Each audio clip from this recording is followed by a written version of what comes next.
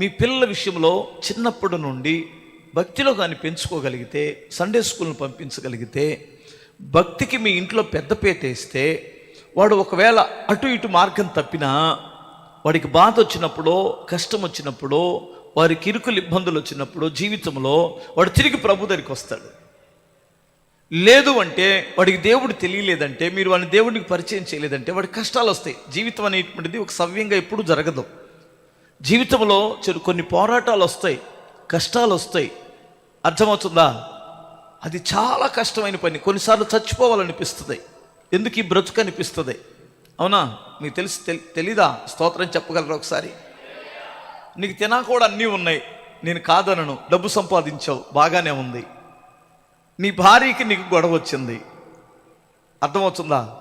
నీ భర్త మీద అనుమానం వచ్చింది, నీ భర్త ప్రవర్తన మారింది, లేదా నీ భార్య ప్రవర్తన మారింది. చచ్చిపోవాలనిపించిందా లేదా? చెప్పాలి మీరే. అది చాలదా పిల్లలు చచ్చిపోవడానికి? అది చాలదా నీ ప్రాణాలు తీసుకోవడానికి? ఎందుకు బ్రతకాలి?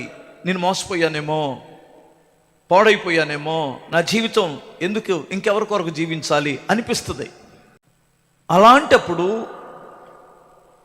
నీకు దేవుడుగాని ఉంటే, దేవుని మీద ఆధారపడగలిగితే, దేవుడు ఉన్నాడని నమ్మకం ఉంటే, అలా మనం మళ్ళీ తిరిగి తిప్పుకోగలం. లేదు అంటే ఏ మందు జోలికో, ఏ మందు, పురుగుల మందు కాదు, మగోళ్ళు అయితేనేమో త్రాగుబోతు మందులు అవుతారు, ఆడవాళ్ళు అయితేనేమో ఏ నూతిలోనో బావిలోనో పడి చచ్చిపోతారు కదా. వినండి మీరు జాగ్రత్త. అందుకనే నీ పిల్లలకి ఎలాంటి ఎదురవుతాయో తెలీదు.